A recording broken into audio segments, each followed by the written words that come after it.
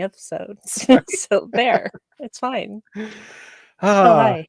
we're live. We're live. Yay. Welcome everybody to the Unready Room. I'm Dan Gunther. With me, as always, Brandi Jackola. How's it going, Brandi? Well, it's Saturday, and it's my favorite time on Saturday. It's Unready Room time. Yes. Me too. Me too. And yeah, Wellington is unread as ever. Can't even It actually works say on it. multiple levels. I know. It's like it's layers. It's got layers, man. I love it. I love it. Yeah, so DJ, that's awesome to hear. We're synced up with another streaming group's watch, so that's cool. Excellent. Awesome. Great minds think alike, right? Yeah. Excellent. Well, yeah, we are talking about the next two episodes of Star Trek Prodigy Season 2, and we're starting on the back half of the season.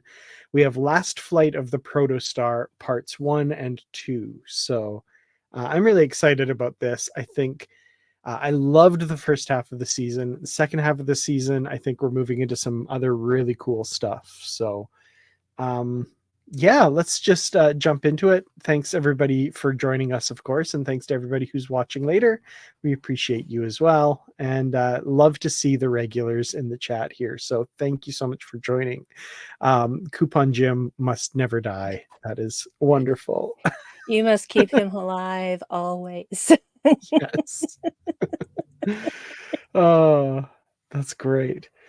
So yeah, this is Last Flight of the Protostar Part 1, written by Diandra Pendleton Thompson, directed by Roland Lee and Andrew L. Schmidt. So we start with this kind of montage of Chakotay's life. I kind of call it his life in exile on Asita, this planet he's landed or crashed the Protostar on, basically.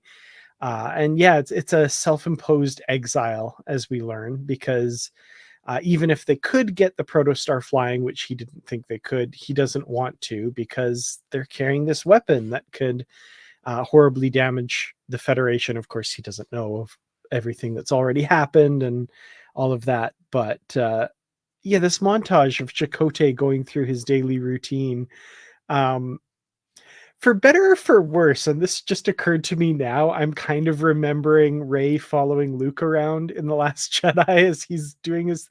I didn't think of that till now. That's interesting.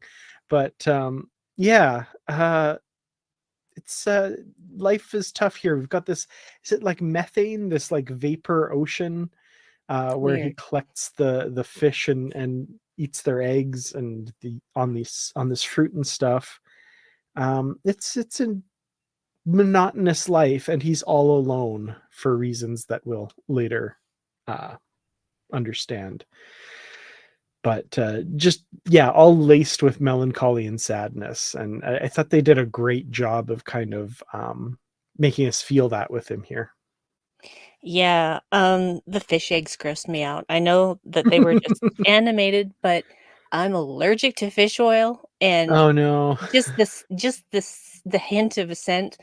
And when later he's talking about how the eggs taste like sulfur, and I'm like, and he smears that on the fruit. Yeah, it just... I know that most people did not have that reaction to it. You gotta get protein somehow. I know, that's what I was thinking. I'm like, I know why he's doing that, but ew. Well, pretty soon, of course, we get the Prodigy crew catch up with him there. They get caught in this trap that he's set, and he recognizes them as the Galactic Raiders that rescued him and Edric from the Vanakat, from his perspective, 10 years ago. Actually, 50 years in the future. It's all, but yeah. So from the Prodigy crew's perspective, it was like a week ago. From Chakotay's perspective, it was 10 years ago. From like standing back objectively, it's 50 years in the future. This Mhm, show's crazy, y'all. mhm.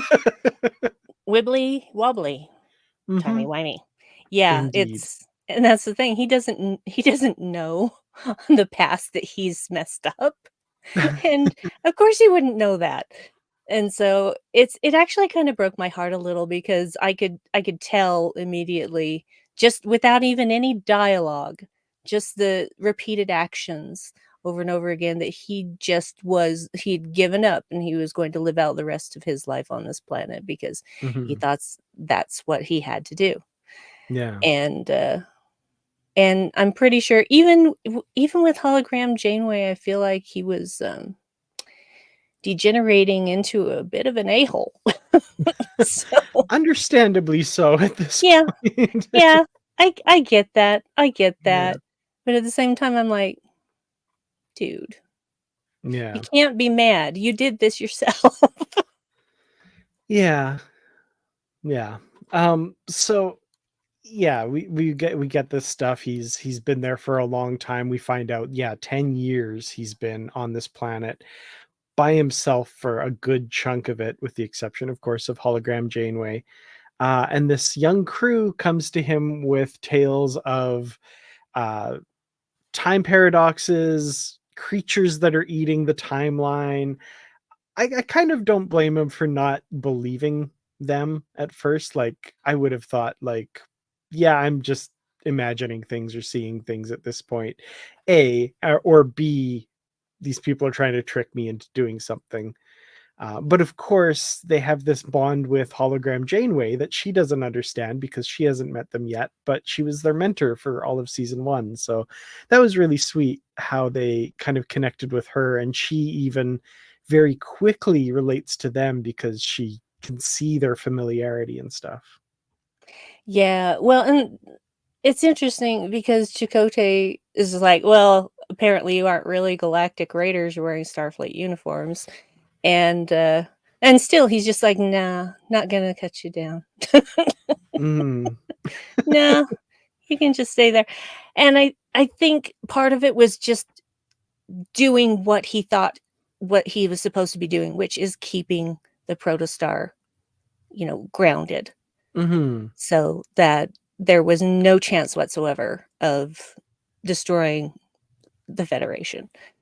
So Yeah, I know that's where that absolutely. was coming from, but, but the kids, they're just so hopeful, aren't they? They're just so hopeful and optimistic, and they're just, ready to get to work, and Chakotay's like, "Nah." Yeah. Yeah. He locks them out of the ship well, not quite overnight because hologram Janeway plays on his compassion and finally he lets them in.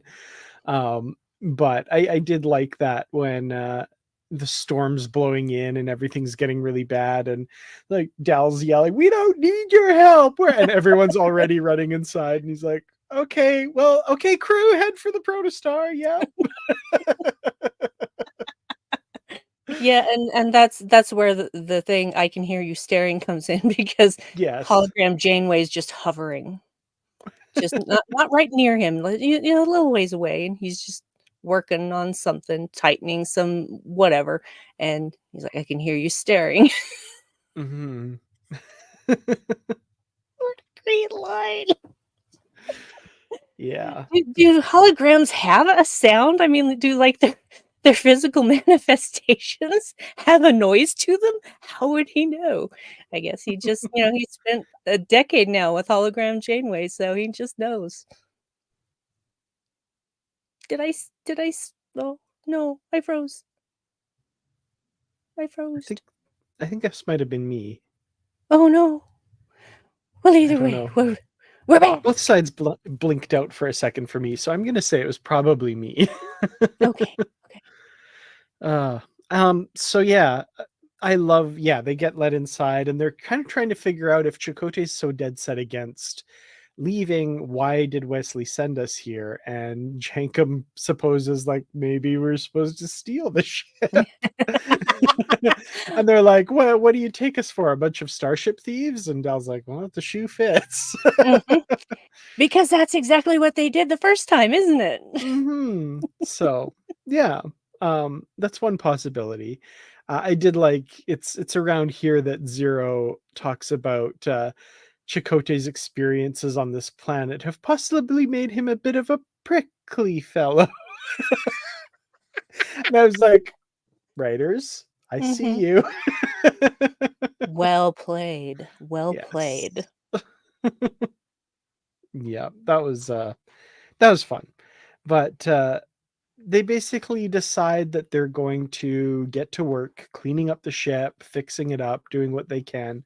And again, it's kind of bit of montage type stuff, but we see them having a bit of an effect on Chakotay, and he's kind of starting to warm up to them a little bit and see what they're doing and see their optimism, which yeah, it's kind of starting to affect him. Yeah, I think probably my favorite scene of that was when Majel and, Gwen were up on the hull and they were tugging at something, and Majel goes, "Live long and prosper," and Gwen does the same thing, and he smiles, and he does it back, and then he growl he's just like, "No!" It just goes right back to being crusty. Yeah, I liked that one too. That was really good. Um, so we learn that, of course, Chakotay's entire crew was lost, including Adrik, who had this idea to go create or collect antimatter from the plasma storms and use it to power the warp drive, which he went out one day in the storm and just never came back and was lost in the storm. And I felt really bad, and like that kind of secondhand cringe a little bit whenever Jankum was kind of poking fun at Adrik, and you see Chakotay's just fury arise on Mm. that. And like I felt that, like, oh, that was brutal. And Adrik, I love that character. This is really Mhm. sad to me that that he's gone. And I mean, I'm like, oh, there's timey-wimey stuff, maybe, but as far as we know at the end of these episodes anyway, and I don't want to say anything for the future, he's gone. He's been lost. So real consequences, real, like, I'm enjoying this show for that. Like, even with all the time travel stuff, there's still this sense of real stakes and consequences, and I appreciate them for sticking to that. Me too, because that's the way real life is.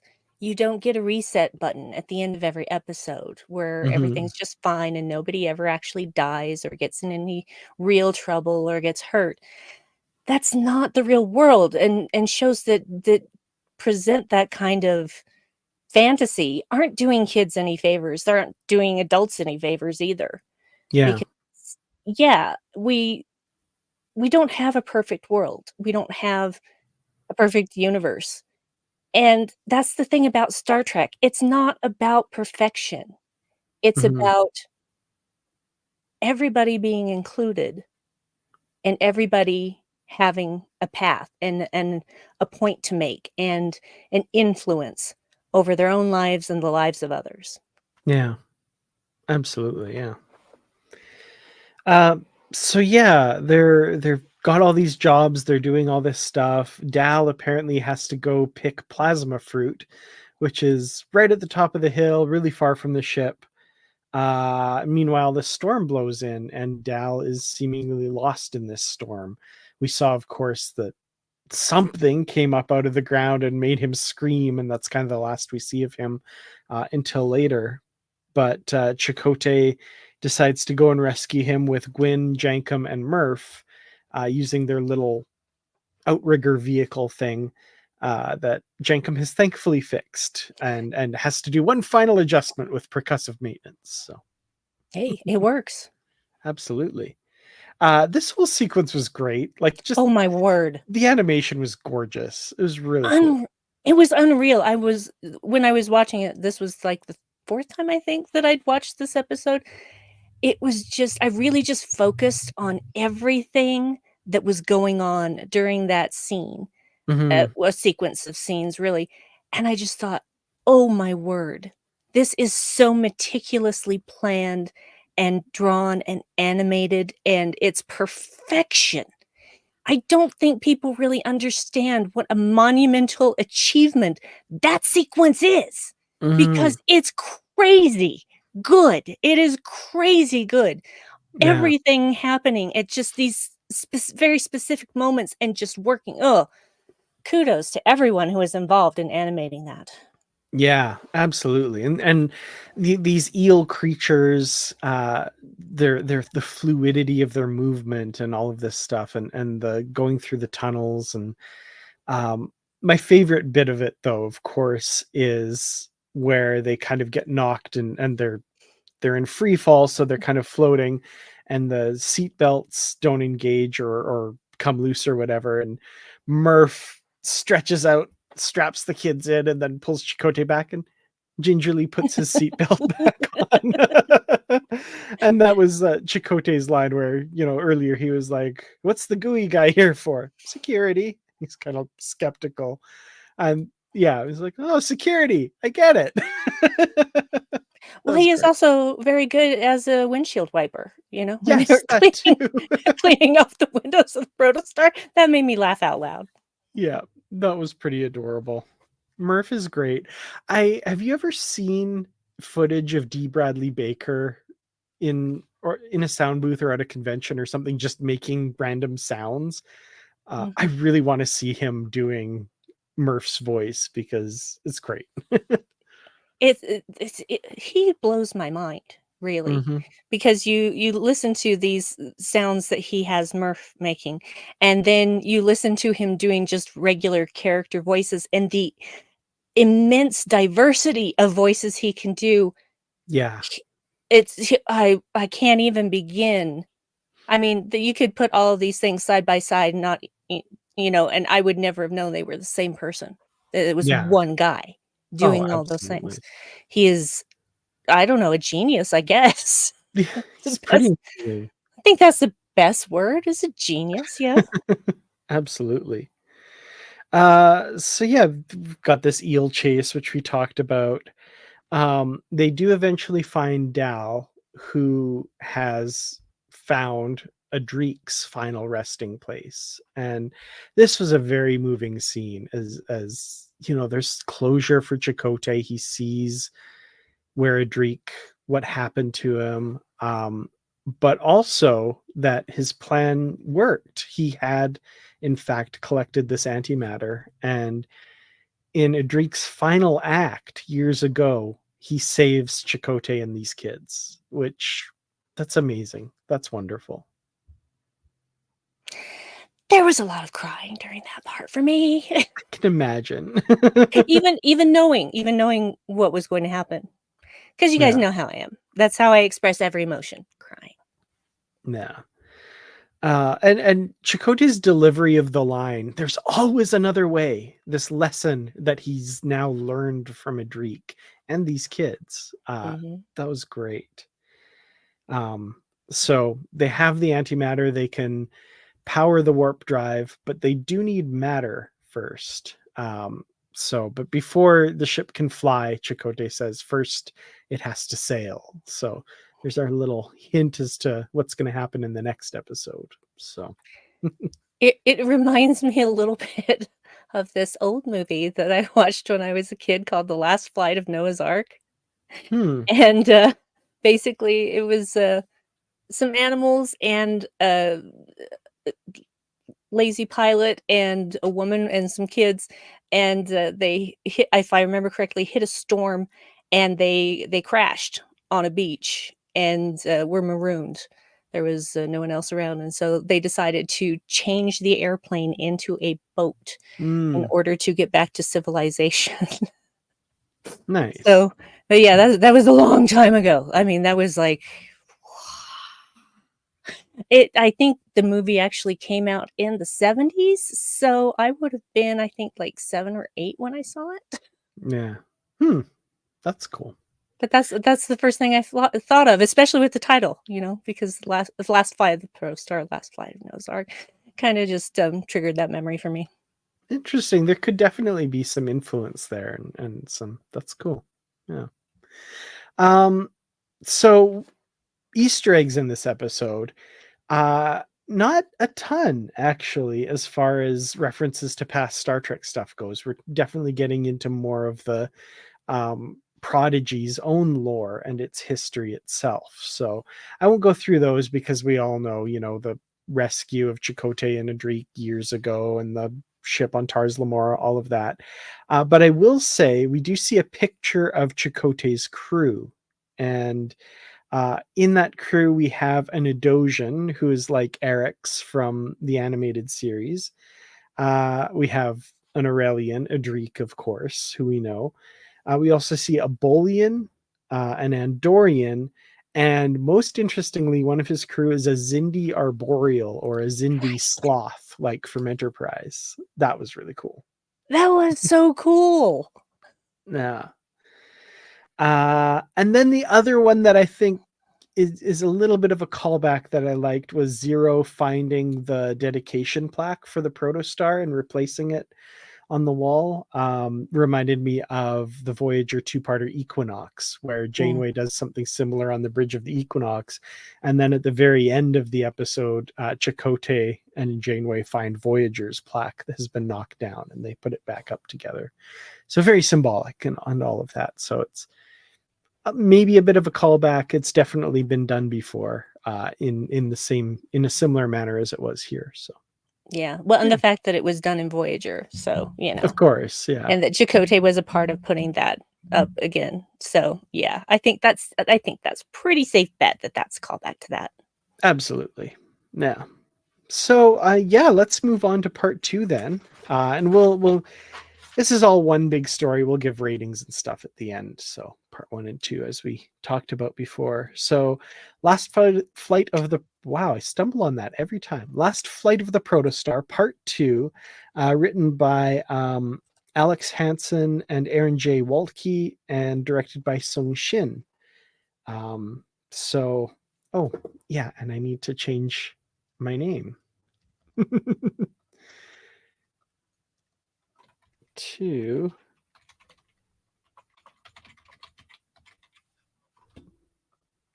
there. Excellent. So the start of this episode, we catch up with Voyager, which we didn't see at all in the first episode, which is kind of cool. Yes.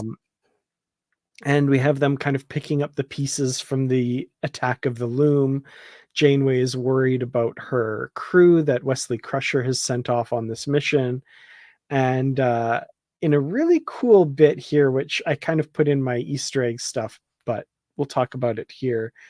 Janeway contacts Dr. Crusher thanks to Dr. Noom kind of knowing how to get in touch with her to ask about Wesley. That was wonderful. That was really cool. And I hadn't thought of it at the time, but this is actually the second time that Gates McFadden has reprised the role as Crusher in Prodigy, because of course she was the holographic Crusher in season 1, the only one of the holograms, if I'm remembering correctly, that they actually recorded dialogue for Prodigy. All the rest were using older clips and stuff, but she was actually there. So she's no stranger to Prodigy, but she's playing her modern self here with some really cool tie-ins to Picard and stuff. Yeah, well, it is about that time, isn't it? It's right in between there. So yeah, I did like the little reference to like, oh, how is Jean-Luc? And she's kind of like, I actually haven't talked to him in a while. We know what that's about, but Yeah, we do. We sure enough do. yeah. And yeah, she mentions, she thinks that he's busy with the Romulan evacuation. So, which means there are some dark days ahead on Yes, that front. yes, absolutely. Well, getting back to, that's all we really see of Voyagers, just that bit at the beginning, which I appreciated. I'm glad they had that in there. That was really cool, especially with the cameo and stuff. But getting back to the Protostar, the crew's getting the ship ready to sail. They're going to sail across this vapor ocean to a storm that apparently has deuterium in it that they'll use to fill the matter tanks, I The guess. Boussard collectors are gonna fill Scoop up. it up. Yeah. Yeah. With start the ram scoop. You know, I know all the terms now. Ram scoops, Boussard collectors, deuterium. Yeah. Ah, our friend deuterium. Uh, I did like Wellington pointing out here, matter is everywhere.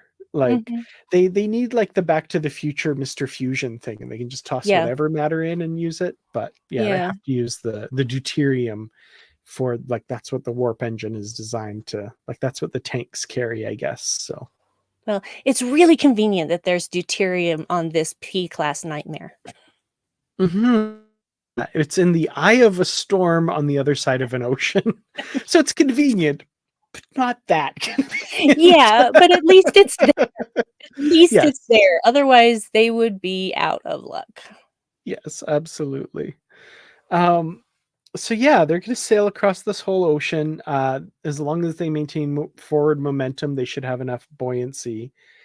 Um, and I liked how they launch the ship, which is they activate the proto warp drive, which causes those engines to drop down, which lifts it up and should send it out onto the ocean. Except there's a big rock in the way, which Of they course get there hung up on. is. Um, Dal tries to pull it with the thing; it's not working. But Archimedes to the rescue, right? With the "Give me a lever long enough and a place to stand, and I can move the world." Uh, I always liked that quote, so that was fun. Yeah, but who was the real deciding factor there? It was Rock. Oh yes, If it were not for her, that boulder would not be moving. yeah, absolutely. So yeah, they get it out of the way. They slide out onto the ocean and set sail. Glorious. It was a glorious sequence. Just Oh man, beautiful. the visuals in this episode are incredible. Just gorgeous, absolutely Yes. beautiful. Um, so they all have their various duties, and Dal gets placed on jib duty. And there's several great animations of him. Like first of all, when he gets told to go on the jib and he's walking that way, and it's the other way. And oh, of course, turns around, and then I love the long shot of him like just kind of relaxing and going like, Yeah. like, oh my god, kid. Did anyone ever explain to him how a jib works? Okay, this is something, yeah, because they put a lot of blame on him in this episode, and fair enough, he messes up. But yeah, who explained to him how to use this? Who showed him what to do? I don't Y remember anybody doing that. Nobody did that because, they're, like, hard to starboard, hard to port, and that means actually moving your part in the opposite direction Mhm. because it's like a lever, and no one really explained that to him. Yeah. So yeah, that I did get that as well, and that kind of bugged me that uh as someone who's at times been put in positions or to do something where I didn't know what I was doing, and then you know stuff runs downhill, so I get Mm, blamed when something doesn't work right. mhm. Mostly as a kid before I knew enough to ask and make sure I knew how to do something. um yeah, so there's blame to go around there, but like it's not all on Dal for sure. It's definitely not. I felt so bad for him. Yeah, absolutely. So yeah, there's an incident where they end up steering towards the rocks, and Dal makes it worse by steering them towards it before Gwyn and Chakotay take over and steer them away from it at the last second. And Dal gets put on rope duty after that. Um, Now, I did love the conversation that Dal and Chakotay Yeah. have, Mhm. because um, it's about, what does he say? It's about finding where you can be most useful, right? I wrote it down. It says, "Whenever you're feeling lost, it's best to find where you're needed most." Mm-hmm. And right now, that's Absolutely. rope duty. Yeah. I love this because a friend of mine asked me once, it's like, if you could have any position in Starfleet, what would you want to do? And I was like, oh, I don't know, sciences or whatever, but like eventually, like if I was to find my perfect niche, I think first officer would be great. I would love that job because I'm really good at figuring out how to make something happen. If I get if I'm given an assignment or given a task, I'm really good at using resources and people to come bring that together and make it happen. And I think first officer is a heck of an underrated position, and Dal would make a wonderful first officer. He would. Well, and that's Yeah. the thing. Chakotay was a wonderful first officer, Yes. and now he's a captain, and it's interesting because he understands both roles. And Hmm. so he's coming from this place of experience and passing this experience on to Dal because he does see something in Dal that Yeah. Dal's bummed now because he admits that he looked at his future and didn't like what he saw. And of course, I'm screaming at the scenes, context! You don't have context! You can't don't make assumptions, buddy! Context is for kings. So Hmm. yeah, I was just that's the whole thing. You can see snippets of something and without context, you can believe a multitude of different things just from one little piece of something. So, I appreciate that he confessed that to Chakotay, that he felt Yeah. comfortable enough talking about that, and, Chakotay's response. It was a really nice, quiet moment, and we're not gonna have a lot more of those in this No. episode. Yeah, I really appreciated that, and I think there's some really good lessons in there as well, for sure. So, yeah, like you said, Chakotay was a wonderful first officer for Janeway, and um, now he's a great captain, like you said too. But you got to put in the time doing that first, or maybe that's the goal. Like that's okay too. Like not everybody is going to be a captain. Um, some people are going to be the best first officer ever, and that's where they find their niche. Like think Colonel Ty in Battlestar Galactica, right? Right? Not he would not be a good commander. The times we saw him leading people, not great. Um, as a first officer to Commander Adama, oh, wonderful. Mhm. The old man, yeah. Yeah. Yeah, that's and that's the thing, it's like there seems to be this assumption that you have to move up ranks, that you have to get promoted, that you have to become a captain, whatever. That's not how things always work. Not everyone can be a captain. Not everyone wants to be a captain.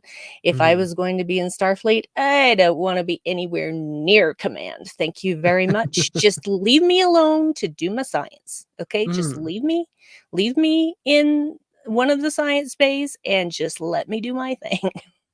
yeah, I don't wanna go absolutely. to the bridge. I don't I just wanna do my science experiments. That's all I want. Just leave me alone. I could Yeah. stay ensign for my whole career. I don't care. Star Trek Lower Decks starring. Yeah, Yep, absolutely. that would be my scene. Just, let me do my experiments and leave me alone. Yeah. So yeah, like you said, this is kind of the last little quiet moment we're gonna get because they're getting close to the storm. And as they get closer to the storm, we have the eels, of course, are kind of making their presence known as well. Um, and it's getting rougher. Things are getting bad. Things are getting rough. And Chakotay eventually orders everybody below deck. And they're kind of at the whim of the storm at this point because the one rudder is stuck in a particular position thanks to debris. And now they're just kind of circling the eye of the storm and they're never going to get there.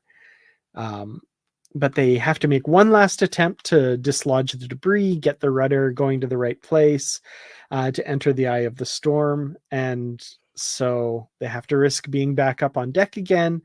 And during this whole sequence, Chakotay falls overboard, and Dal jumps in after him to rescue him. And this was a nail-biting moment for sure, especially Mhm. when he's just out of reach, so Dal slips out of the rope and grabs him. But of course, now the protostar is long gone. Yeah, that made me very nervous, but it is a vapor ocean, so they had that going for them. Yes. Um, they weren't going to drown or Hmm. anything. I don't But know that they I could breathe that vapor though. yeah, I don't know. No. I don't know. In any case, I love how Dal just acted immediately. He knew what Hmm. needed to be done and he did it.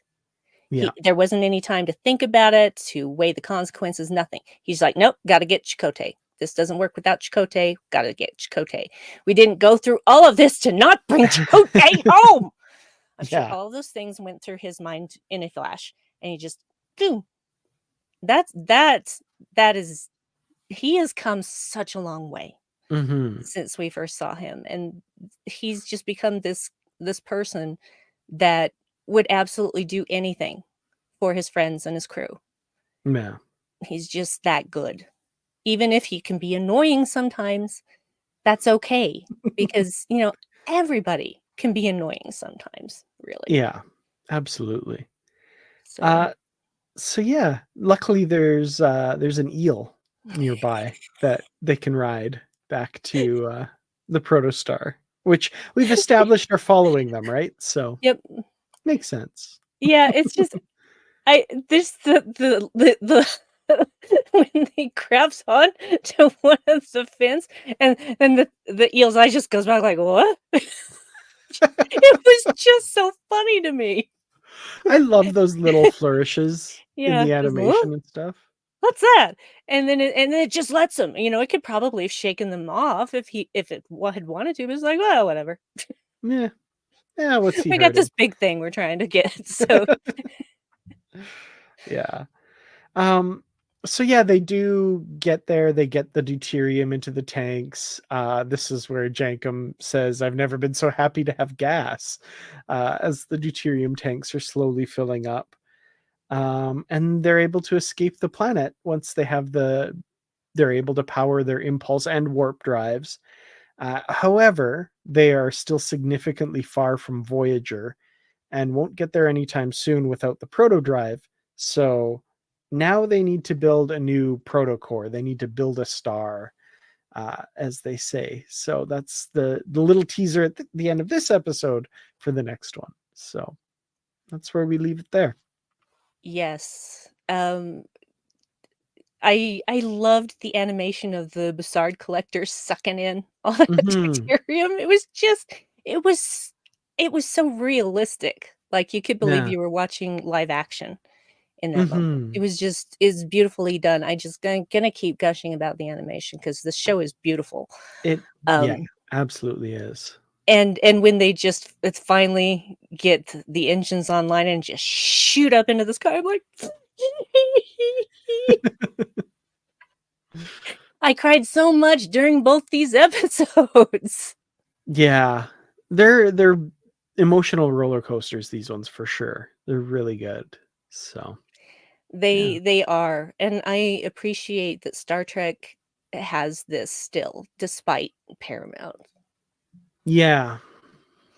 Yeah. Absolutely. So Okay, so Easter eggs. We talked about the conversation with Beverly Crusher. In that conversation, uh, Janeway mentions the Shinzon incident, which was the last mhm. time they would have talked, or at least she talked with Jean-Luc um, in that film. So maybe there was some other conversations had there. Um, she mentions, of course, she hasn't seen Jean-Luc in a long time. That's leading into Picard season 3 and her whole situation with having just kind of cut off contact and all of that.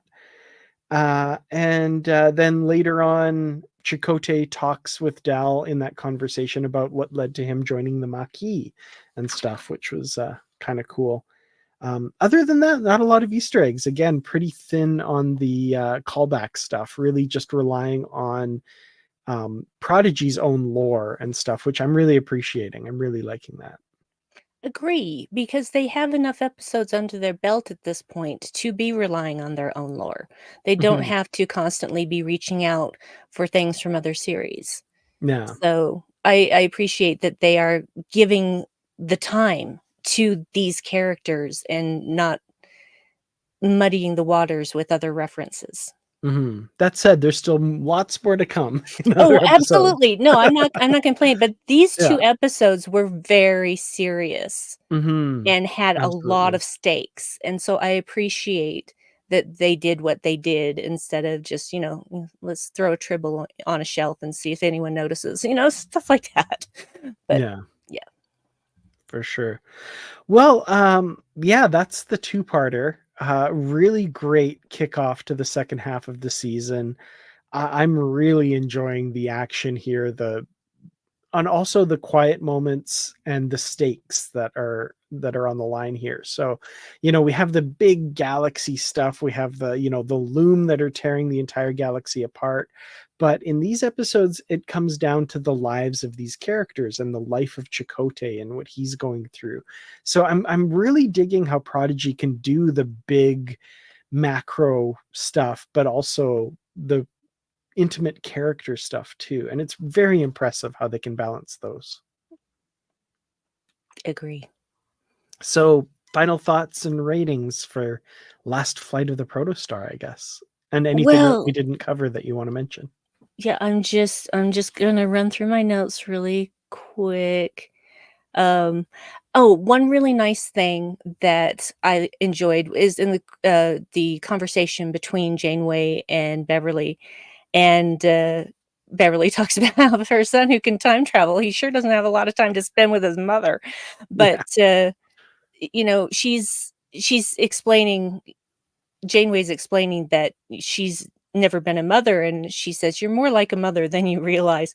But what she says is, "Oh," that she can't offer any insight into what's really going on, but she says, "All we can do is be there for them when they find their way home." Mhm. Oh, that was lovely. Yeah, and I'm like, yes, I think that's exactly what Janeway needed to hear because she's sitting on her hands. She can't do anything about this, and that's eating her up because she is the captain. This is her job. And Mhm. again, it's also it is a very mother-like thing, or very Yeah. parent-like thing. It not necessarily exclusive to mothers. But yeah, I really loved both these episodes. Um, Even with a-hole Chakotay in the beginning, because I understood why he felt that way, and I got where he was coming from. So I will give this one giant Murph throwing his arms in the air when they take off in the vehicle because he's a daredevil. Yeah. That was great. Yeah, like I said, I love these episodes. I think I've pretty much said everything I want to say. They've really balanced all of these story ideas, all of the action, all of the just gorgeous animation and stuff too. Blows my mind. So, yeah, I'm going to give this one tree full of that whatever that fruit was, and all of it shaken to the ground by a very helpful rock. Yeah, Yeah, my girl. awesome. The other thing I will say too, and this I don't know if this is a controversial statement or not, the character development and range that Chakotay showed in these two episodes kind of eclipses anything we got in Voyager. Agree! 100% agree. And I don't necessarily think that has anything to do with Robert Beltran per se, because, I mean, he didn't it wasn't his choice to do, everything, so how am Wouldn't I yeah.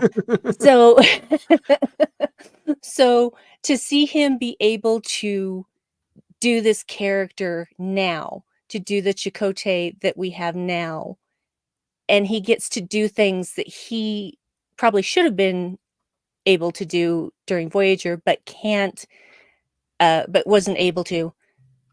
He's able to do those things now, and he's able Mhm. to give. new life to this character that we've known for so long. Yeah. Like, even just him yelling the Archimedes quote, and I'm like, this is more. I'm getting more out of Chakotay than I ever did in Voyager. And that's not to say there weren't some good Chakotay episodes. There Oh, were. there were. Season 4's Nemesis is one of my favorite Chakotay episodes. Mhm. He's great in Timeless. Mhm. There's good Chakotay moments, but like I've never, I don't know.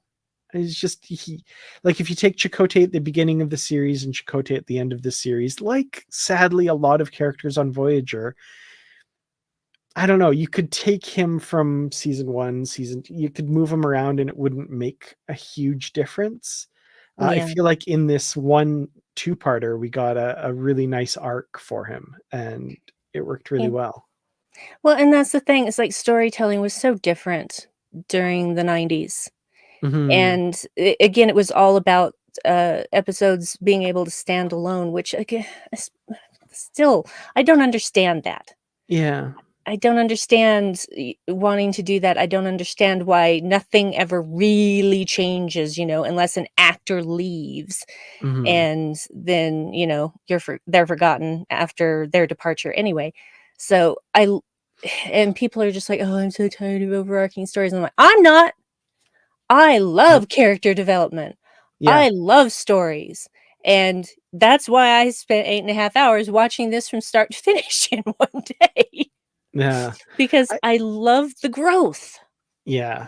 I really wish Voyager had almost been treated the way Deep Space Nine was, where Yes. like the powers that be kind of ignored Deep Space Nine a little bit, Mhm. which is sad, but allowed them to do some things that slipped under the radar a bit. And one of them was you can't take any single character from season 1 of Deep Space Nine and transplant them into season 7. You just can't. They've Mm-mm. changed so incredibly, right? Or they're Uh, dead. well, Sorry. or they're Sorry, dead. Jadzia. Sorry. But yeah. And yeah, this is a good point here too. Dal now in season 1, Dal would never do that. Yeah.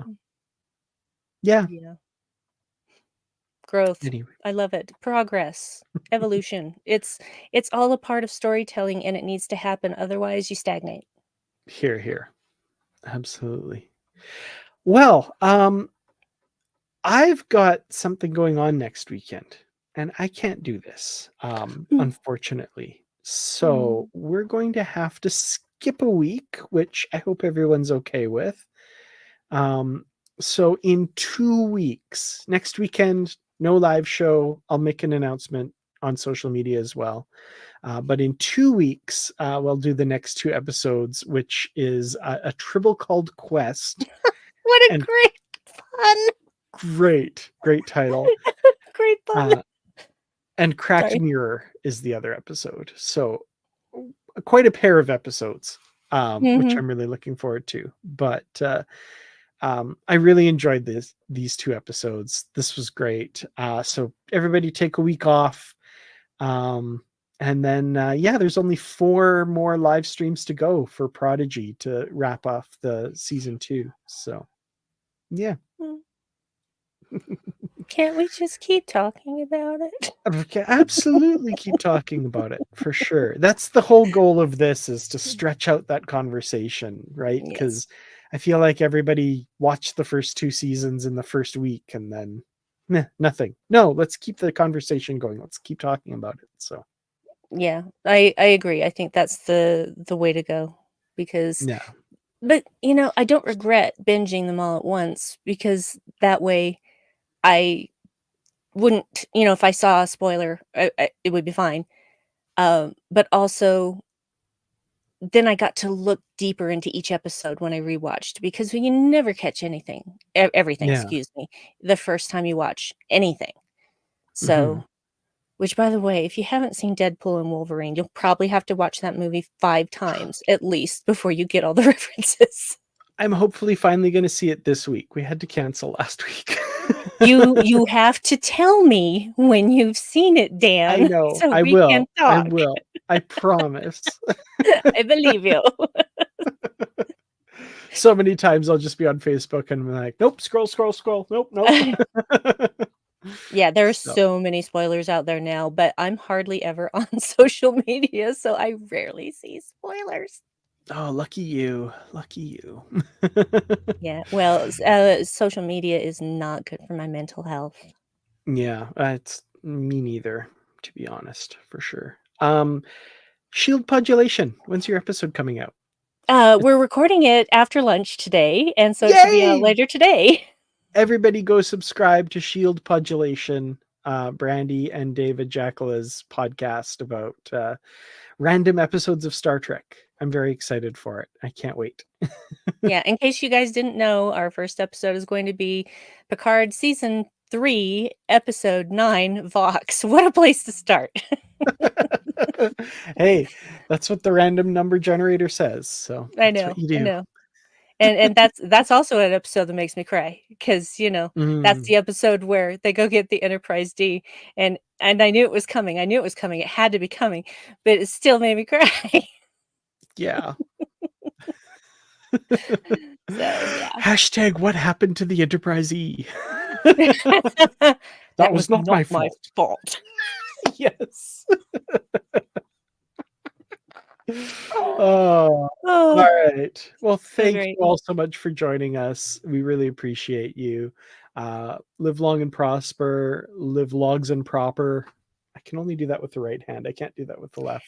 Yeah, I'm the same way. It's like, I mean, I could actually do it with my left, but I can't do, oh, blah. Nope, It's I cannot. This I is can do that. easier for me, but this one is harder with my right hand, but Mm, this one is there we easier. go. So it's like, yeah, wanna Nope. be Okay. ambidextrous.